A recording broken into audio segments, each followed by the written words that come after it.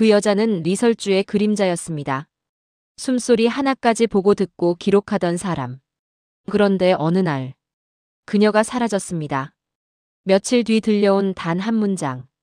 그 여자가 탈북했습니다. 그리고 남겨진 11개의 비밀. 그건 북한이 지금도 숨기고 싶은 중전마마의 민낯이었습니다. 저는 그날 밤을 기억합니다. 아니, 정확히는 제가 사라진 다음 날 새벽을 상상할 수밖에 없었죠. 평양 만수대 인근 고위층 관저. 새벽 4시 30분. 군홧발 소리가 복도를 울렸을 겁니다. 보위부 특수조 요원들이 관저 전체를 봉쇄하는 데 걸린 시간은 채 3분이 안 됐을 거예요. 저는 그 절차를 수없이 봤으니까요. 누군가 사라지면 어떤 일이 벌어지는지 저는 너무 잘 알았습니다. 제 방문이 열렸을 때 아무도 없었겠죠. 침대는 정리되어 있고 서랍은 비어 있고 옷장엔 제복만 걸려 있었을 겁니다. 하지만 그들이 정말 찾던 건 옷이 아니었어요. 노트였죠. 리설주 동지를 가장 가까이서 모시던 수행원의 노트. 그 안엔 쓰여선 안 될 것들이 빼곡했습니다. 표정, 대화, 일정, 그리고 절대 밖으로 나가선 안 되는 내용들까지. 저는 그걸 태우지 않았어요. 아니, 태울 수 없었습니다. 그게 제가 살아남을 유일한 증거였으니까요. 관저 책임자는 전화기를 들었을 겁니다. 손이 떨렸겠죠. 보고는 간결했을 거예요. 수행원 박미선 연락 두절. 위치 파악 불가. 전화를 받은 사람이 누군지 저는 압니다. 당 조직 지도부 제1부부장. 그 사람 목소리는 차가웠겠죠. 언제나 그랬으니까요. 즉시 가족 소환. 동선 추적. 관저 내부 전원 조사. 저는 단순한 시중 드는 사람이 아니었습니다. 리설주 동지의 하루 스케줄을 짜는 사람. 해외 명품 반입 루트를 아는 사람. 의전팀과 경호팀 사이 갈등을 중재하던 사람. 그리고 무엇보다 밤에 벌어지는 일까지 보고 들었던 사람이었죠. 권력의 가장 깊은 곳엔 빛이 없습니다. 저는 그 어둠 속에서 5년을 버텼어요. 보위부는 제 동선을 역추적했겠죠. CCTV 기록을 뒤졌을 겁니다. 하지만 저는 이미 알고 있었어요. 어느 구간에 카메라가 없는지, 어느 시간대에 경비가 교체되는지, 어느 문이 잠기지 않는지. 5년 동안 매일 밤 외웠던 탈출 지도였습니다. 해가 뜨자 관저 전체가 뒤집혔을 겁니다. 수행원 전원 소집. 1:1 조사. 거짓말 탐지기까지 동원됐겠죠. 누가 박미선과 마지막으로 대화했나. 누가 이상한 기색을 눈치챘나. 누가 공모했나. 하지만 아무도 몰랐을 겁니다. 저는 누구에게도 말하지 않았으니까요. 가족에게도 동료에게도 심지어 거울 속 제 얼굴에게도 말하지 않았습니다. 입 밖으로 꺼내는 순간 그건 현실이 되고 현실이 되는 순간 들키니까요. 제 실종은 관저 내부 사건으로 끝나지 않았습니다. 당 중앙위원회까지 보고가 올라갔죠. 정권 사건으로 분류됐어요. 왜냐하면 저는 알고 있었으니까요. 리설주 동지가 어떤 표정으로 아침을 맞는지, 어떤 말투로 화를 내는지, 어떤 옷을 입을 때 기분이 좋은지, 그리고 어떤 밤에 눈물을 흘리는지까지. 북한 최고 권력의 민낯을 본 사람이 사라졌습니다. 그것도 아무 흔적 없이. 평양은 그날 조용히 흔들렸습니다. 그날 밤을 말씀드려야겠습니다. 제가 탈출을 결심한 바로 그 순간을요. 7월 16일 밤 11시 리설주 동지의 모든 일정이 끝나고 저는 복도 끝 대기실에서 내일 의전 준비 사항과 식단 확인, 차량 배치까지 적힌 최종 점검 보고서를 작성하고 있었는데 매일 밤 반복하던 일이라 별다른 긴장감 없이 펜을 움직이고 있었습니다. 그런데 그때 목소리가 들렸습니다. 처음엔 나지막했지만 점점 커지는 게 느껴졌고 그게 리설주 동지 목소리라는 걸 알아챘는데 평소와 달리 떨리고 있었고 분노가 아니라 두려움이 섞인 목소리였습니다.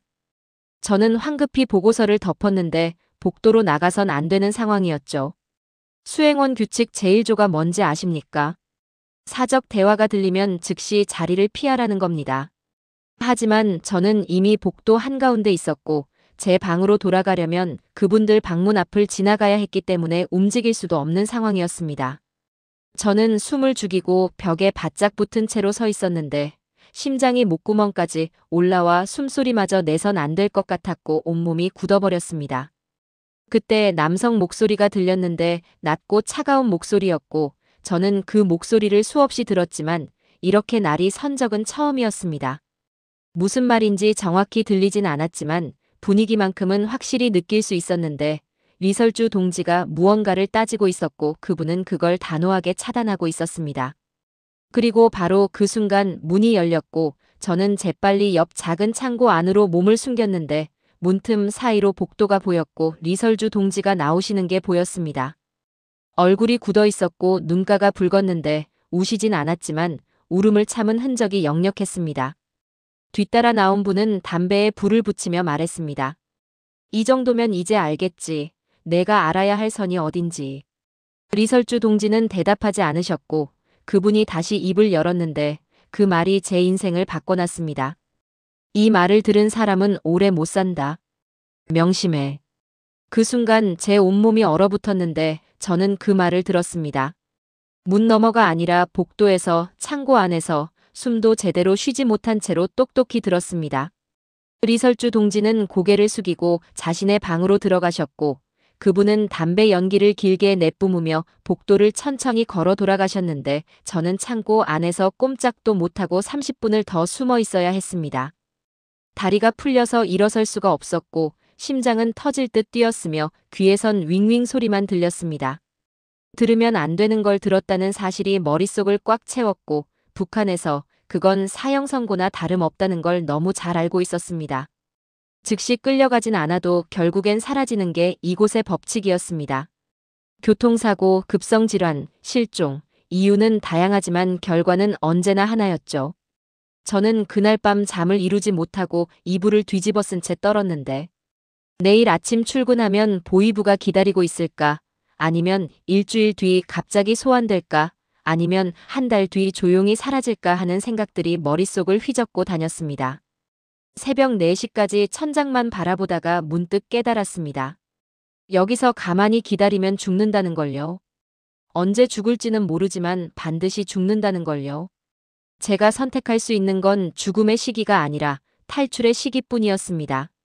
그날 밤 저는 결심했습니다. 살기 위해서가 아니라 죽지 않기 위해서 움직이겠다고요. 노트를 꺼냈습니다.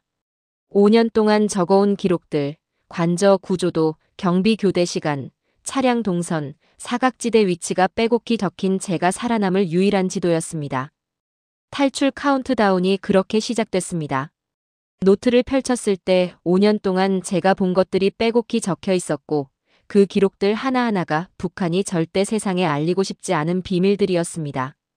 첫 번째 기록은 수행원 선발 과정이었는데 저는 23살에 뽑혔고 키 165cm에 체중 52kg, 얼굴에 점 하나 없어야 했으며 가족 3대 성분 조사를 거쳐 일주일간 격리 훈련을 받았는데 걷는 자세부터 숨 쉬는 소리, 눈동자 움직임까지 모든 게 통제됐고 교관은 우리에게 말했습니다. 너희는 그림자다. 그림자는 소리를 내지 않는다고요. 두 번째는 사라진 동료에 관한 기록이었는데 수행원 12명 중 1명이 리설주 동지 앞에서 기침을 단 한 번 했고 다음 날 아침 출근하지 않았으며 일주일 뒤 들은 말은 가족과 함께 지방으로 전출됐다는 거였지만 우리 모두 그게 전출이 아니라 숙청이란 걸 알고 있었습니다. 세 번째는 명품 반입 루트였는데 매달 특수 차량이 관저에 들어왔고 중국 단둥에서 출발한 에르메스 가방과 샤넬 의류, 디올 화장품 같은 물품들이 세관을 거치지 않고 당 조직 지도부 직통 라인으로 들어왔으며 저는 물품 확인 서류에 사인했는데 그 서류엔 가격이 적혀 있지 않았고 적을 필요도 없었습니다.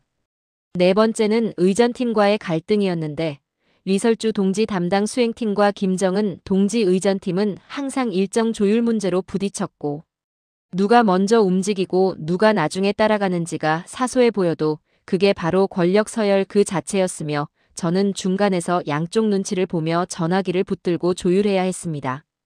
다섯 번째는 해외 순방 중 사건이었는데 중국 방문 때 리설주 동지가 호텔 욕실에서 넘어지셨고 다행히 큰 부상은 없었지만 보고는 올라가지 않았으며 의료진도 함구했는데 완벽한 이미지에 금이 가선 안 됐기 때문이었고 저는 그날 밤 혼자 복도를 서성이며 이게 맞나 싶었습니다.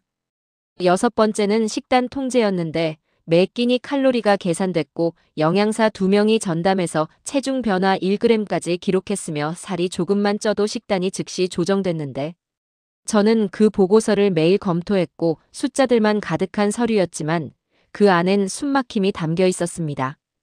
일곱 번째는 표정 관리였는데 리설주 동지는 언제나 미소 지어야 했고 공식 석상은 물론이고 비공식 자리에서도 마찬가지였으며 메이크업 아티스트가 상주하면서 촬영 30분 전부터 표정 연습이 시작됐고 저는 옆에서 거울을 들고 있었는데 그 미소가 진짜인지 가짜인지 구분할 수 없었습니다. 여덟 번째는 자녀 교육 통제였는데 아이들 교육 방침은 당에서 내려왔고 무엇을 배우고 누구를 만나는지 모두 보고됐으며 저는 교육 일정표를 관리했는데 자유라곤 찾아볼 수 없는 스케줄이었습니다.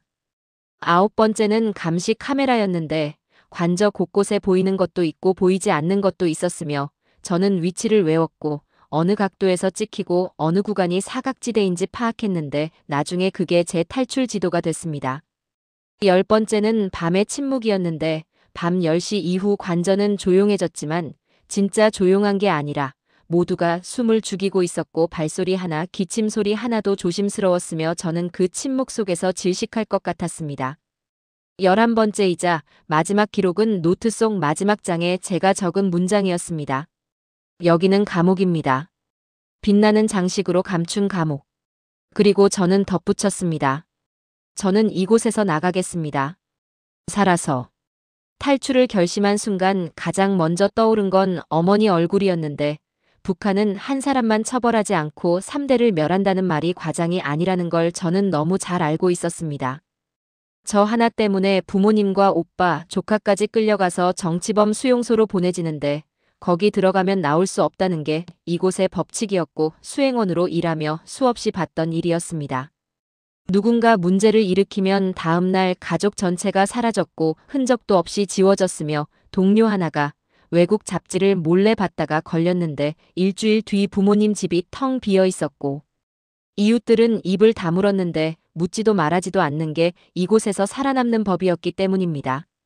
저는 밤마다 계산했는데 제가 탈출하면 보이부는 즉시 가족을 소환할 거고 어머니부터 시작해서 딸이 어디 있는지 아느냐고 물을 거며 어머니는 모른다고 대답하겠지만 소용없다는 걸 알고 있었습니다. 아는 것과 모르는 것은 중요하지 않았고 연결되어 있다는 사실 자체가 죄였으니까요. 오빤 직장에서 끌려 나올 거고 동료들이 지켜보는 앞에서 끌려갈 거며 조카는 학교에서 집으로 돌아오지 못하고 선생님이 데려갈 건데 어디로 가는지 말하지 않은 채로 사라질 겁니다. 저는 이불을 뒤집어 쓰고 소리 내지 않고 울었는데 옆방에 다른 수행원이 있었기 때문에 소리를 낼 수도 없었지만 울음으로 해결될 문제가 아니었고 저는 선택해야 했습니다. 여기 남아서 가족과 함께 죽을 것인가 아니면 탈출해서 혼자 살아남을 것인가. 답은 정해져 있었는데 살아야 했고 제가 살아남아야 증언할 수 있었으며 이 안에서 무슨 일이 벌어지는지 리설주 동지가 어떻게 통제당하는지 북한 권력의 민낯이 무엇인지 저만 아는 이야기들을 세상에 알려야 했습니다. 그게 가족을 위한 길이라 믿었고 저는 본격적으로 준비에 들어갔는데 보위부 교대 시간부터 체크했습니다. 관저 경비는 4시간마다 바뀌었고 새벽 2시가 가장 허술했는데 교대 직전 30분 동안 경비병들은 지쳐 있었고 담배를 피우러 자리를 비우는 경우도 많았습니다. 관저 내부 사각지대를 암기했는데 CCTV가 없는 구간이 3곳 있었고 창고 뒤편과 주방 옆 복도 그리고 후문 쪽 화장실이었으며 저는 일부러 그 구간을 지나다니며 동선을 익혔는데 자연스럽게 의심받지 않게 움직였습니다. 차량 이동 기록을 조작하는 법도 배웠는데 관저에서 나가는 모든 차량은 시간과 목적지, 탑승자까지 기록됐고 저는 그 기록을 정리하는 업무도 맡고 있었기 때문에 몇 번 연습했는데 기록을 지우고 다시 쓰는 것, 흔적을 남기지 않는 법을 익혔습니다. 외출 명부 위조도 준비했는데 수행원도 가끔 가족 방문이나 병원 진료 같은 이유로 외출 허가를 받았고 저는 빈 서류 한 장을 몰래 빼돌렸으며 도장까지 찍어뒀는데 나중에 쓸 수 있게 준비해뒀습니다. 매일 밤 계획을 세웠는데 탈출일은 비 오는 날로 잡았고 빗소리가 발소리를 감춰주고 경비병들도 우산 쓰고 시야가 좁아지며 강을 건널 때도 비가 오면 추적이 어려워지기 때문이었습니다. 준비하면서도 가족 얼굴이 계속 떠올랐는데 어머니는 제가 좋은 직장 얻었다며 자랑하셨고 오빤 동생 덕에 배급이 늘었다고 좋아했으며 조카는 이모가 평양에서 일한다며 친구들에게 뽐냈습니다. 저는 그들을 배신하는 걸까요? 아니요, 저는 그들을 살리는 겁니다. 여기 남으면 우리 모두 죽지만 제가 나가면 최소한 저라도 살 수 있었고 언젠가 증언할 수 있었으며 북한이 무너지는 날 가족을 다시 만날 수 있을 거라 믿었습니다. 7월 23일 밤 일기예보에서 폭우를 예고했고 저는 그날을 2주일 동안 기다렸는데 매일 밤 하늘을 올려다보며 구름이 짙어질 때마다 심장이 뛰었고 오늘인가 내일인가 언제 움직여야 하나 계산했습니다. 오후 9시부터 비가 내리기 시작했는데 처음엔 가늘었지만 점점 굵어졌고 10시가 되자 폭우로 변했으며 천둥이 치고 번개가 관저 창문을 하얗게 물들였는데 저는 그 순간을 기다렸습니다. 평소처럼 일과를 마쳤는데 리설주 동지 침실 정리 확인하고 내일 일정 서류 준비하고 수행원 대기실 정도 나는 모든 게 평범했고 동료들 눈엔 아무 이상 없어 보였을 겁니다. 밤 11시 30분 소등 시간이 되자 저는 제 방으로 들어가서 불을 껐지만 눕지 않고 침대 위에 앉아서 시계만 바라봤는데 12시, 1시, 1시 30분이 지나고 새벽 2시가 되자 복도가 조용해졌습니다. 경비 교대 시간이었고 저는 검은색 작업복으로 갈아입었으며 가방은 들지 않고 노트 한 권만 속옷 안에 숨겼는데 그게 전부였고 그게 제가 가져갈 수 있는 전부였습니다. 문을 열자 복도엔 아무도 없었고 CCTV 사각지대를 따라 벽에 붙어서 움직였는데 숨소리도 최대한 줄였지만 심장 소리가 너무 커서 들킬 것 같았습니다. 창고 뒤편에 도착했을 때 문 앞에 섰는데 다리가 떨렸고 이 문을 여는 순간 돌아올 수 없다는 걸 알았으며 제 인생이, 가족이, 모든 게 바뀌는 순간이었지만 손잡이를 잡고 천천히 돌렸는데 삐걱 소리가 날까봐 무서웠지만 다행히 조용했고 문이 열렸습니다. 폭우가 얼굴을 때렸고 차가웠으며 시야가 거의 보이지 않았지만 그게 다행이었는데 저도 보이지 않는다는 뜻이었기 때문입니다. 뒤편 담장까지 30m를 뛰었는데 빗속을 가로질러 뛰는데 지늘기 신발을 붙잡았고 넘어질 뻔했지만 참았으며 멈추면 안 됐기 때문에 계속 뛰었습니다. 담장 아래 도착했을 때 높이 3m였고 연습했던 대로 올라갔는데 손에 힘이 없었고 빗물 때문에 미끄러웠으며 한번 미끄러져서 무릎이 담장에 부딪혔는데 아팠지만 소리 내지 않고 이를 악물고 올라갔습니다. 담장 위에 올라섰을 때 잠깐 멈춰서 뒤를 돌아봤는데 관저 불빛이 보였고 5년을 보낸 곳이었으며 지옥 같았지만 익숙했던 곳인데 이제 다신 못 돌아올 거라는 걸 알았고 뛰어내렸습니다. 착지하는 순간 발목이 삐끗했지만 계속 뛰었고 멈출 수 없었으며 강까지 1km를 달렸는데 숨이 턱까지 찼고 옆구리가 찢어질 것 같았지만 멈추지 않았습니다. 그때 뒤에서 개 짖는 소리가 들렸는데 경비견이었고 저를 쫓는 건지 아닌지 알 수 없었지만 그냥 무서웠고 다리에 힘을 더 줘서 뛰었습니다. 강둑에 도착했을 때 물소리가 요란했고 평소보다 수위가 높았으며 폭우 때문에 물살이 거세졌지만 저는 주저없이 들어갔는데 물이 허리까지 차올랐고 차가웠으며 뼈속까지 파고드는 추위였지만 계속 걸었습니다. 그때 개 짖는 소리가 또 들렸는데 가까워졌고 확실히 가까워졌으며 누군가 저를 쫓고 있는 건지 아니면 그냥 순찰 중인 건지 알 수 없었지만 저는 물속에 몸을 숨겼고 코까지 잠겼으며 숨을 참았는데 개 짖는 소리가 점점 가까워졌고 심장이 멎을 것 같았습니다. 그 순간 느꼈는데 누가 저를 보고 있는 것 같았고 하늘에서 땅에서 물속에서 어디선가 시선이 느껴졌으며 보이부가 이미 알고 있는 건 아닐까, 저를 지켜보고 있는 건 아닐까, 일부러 놓아준 건 아닐까 하는 생각이 들었고 물보다 공기가 더 무서웠으며 보이지 않는 감시가 숨통을 조였습니다. 개 짖는 소리가 멀어졌고 지나갔으며 저는 천천히 고개를 들어서 숨을 내쉬었는데 살았다는 생각이 들었고 강을 건넜으며 반대편 강둑에 기어올랐는데 온몸이 진흙투성이었고 머리카락에서 물이 뚝뚝 떨어졌습니다. 뒤돌아봤을 때 평양 불빛이 희미하게 보였고 저는 그렇게 북한을 떠났습니다. 강을 건너고 산을 넘고 또 넘어서 한국 땅에 도착했을 때 저는 즉시 국정원의 보호조사로 들어갔는데 조사실 문 앞에 섰을 때 온몸이 얼어붙었고 이제 시작이구나 싶었습니다. 북한에서 조사라는 건 고문과 같은 말이었고 보위부 조사실에 끌려간 사람들이 어떻게 나오는지 저는 너무 잘 알고 있었으며 멀쩡한 몸으로 들어가서 부러진 채로 나오거나 아예 나오지 못하는 게 당연했습니다. 저는 몸을 잔뜩 움츠렸고 주먹을 꽉 쥐었으며 이를 악물고 문이 열리길 기다렸는데 심장이 터질 듯 뛰었고 다리가 후들거렸지만 넘어지면 안 된다고 생각했습니다. 문이 열렸고 조사관이 들어왔는데 생각보다 나이가 많았고 40대 후반쯤 되어 보였으며 양복을 입고 있었는데 군복이 아니었고 손에 곤봉이나 전기봉 같은 게 없었으며 그냥 서류 뭉치만 들고 있었습니다. 저는 고개를 숙였고 시선을 바닥에 고정했는데 북한에서 배운 대로 상대방 눈을 쳐다보면 안 됐고 말을 먼저 하면 안 됐으며 질문에만 대답해야 했기 때문입니다. 조사관이 의자를 당겨 앉으며 말했는데 목소리가 부드러웠고 협박조가 아니었으며 그냥 편하게 앉으시라고 했는데 저는 앉지 못하고 서 있었습니다.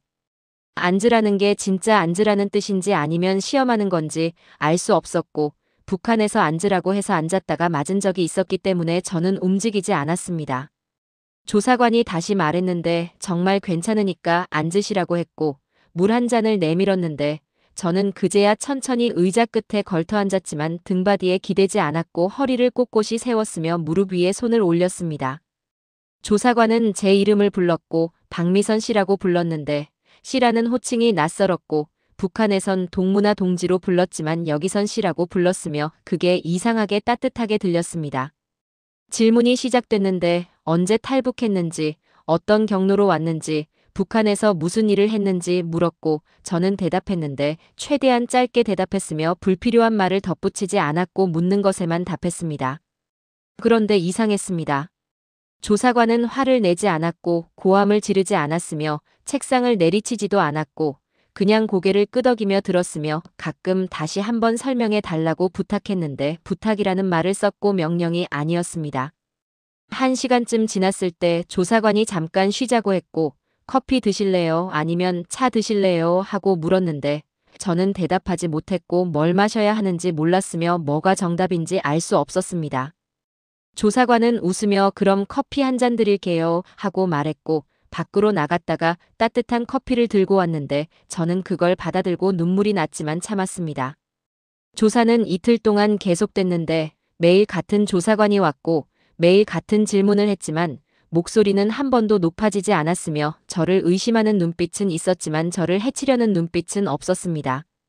이틀째 되는 날 조사관이 말했는데 박미선 씨 여기선 안전합니다 하고 말했고 그 말을 듣는 순간 저는 무너졌습니다. 안전이라는 단어를 북한에서는 한 번도 들을 수 없었고 그런 개념 자체가 존재하지 않았으며 언제나 감시당하고 언제나 위협받고 언제나 조심해야 했는데 여기선 안전하다고 했고 그 말이 믿기지 않았지만 믿고 싶었습니다. 저는 그 자리에서 울어버렸고 책상에 엎드려서 소리내어 울었으며 5년 동안 참았던 눈물이 쏟아졌고 조사관은 아무 말하지 않고 가만히 기다려줬는데 그게 더 고마웠고 더 울게 만들었습니다. 울음이 멈췄을 때 조사관이 휴지를 건넸고 천천히 해도 된다고 말했으며 저는 고개를 끄덕였는데 여기가 진짜 안전한 곳일까 하는 생각이 들었고 믿어도 될까 하는 의심이 들었지만 믿기로 했습니다. 국정원 조사가 끝나고 저는 하나원으로 이동했는데 버스를 타고 가는 동안 창밖을 보며 이게 진짜 한국인가 싶었고 거리를 걷는 사람들이 자유로워 보였으며 아무도 뒤를 돌아보지 않았고 아무도 감시하지 않는 것 같았습니다.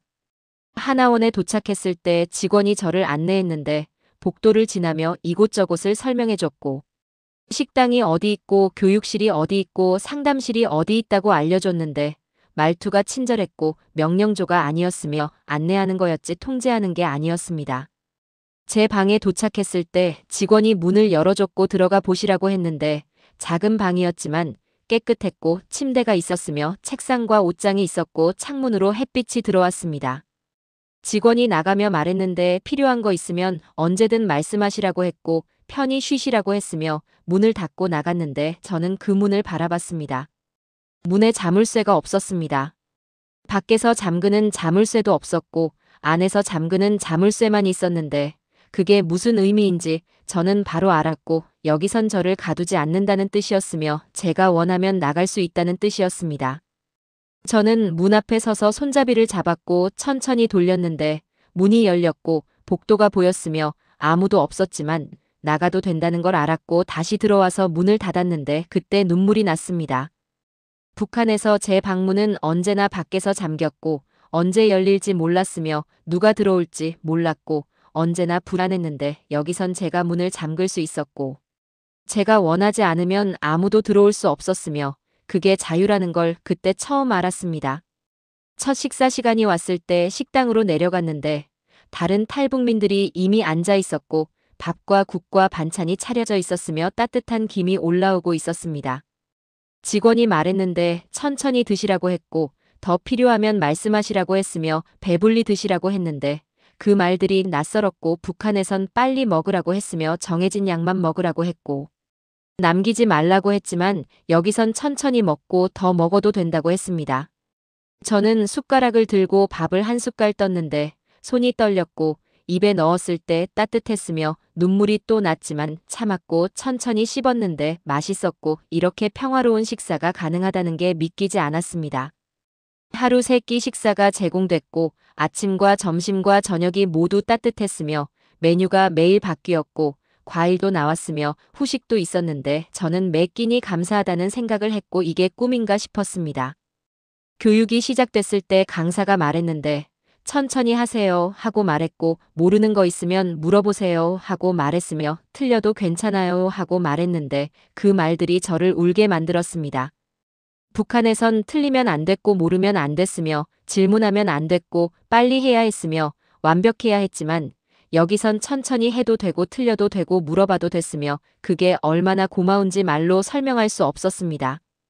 어느 날 교육실 칠판에 적힌 단어를 봤는데 내일이라는 단어였고 강사가 말했습니다.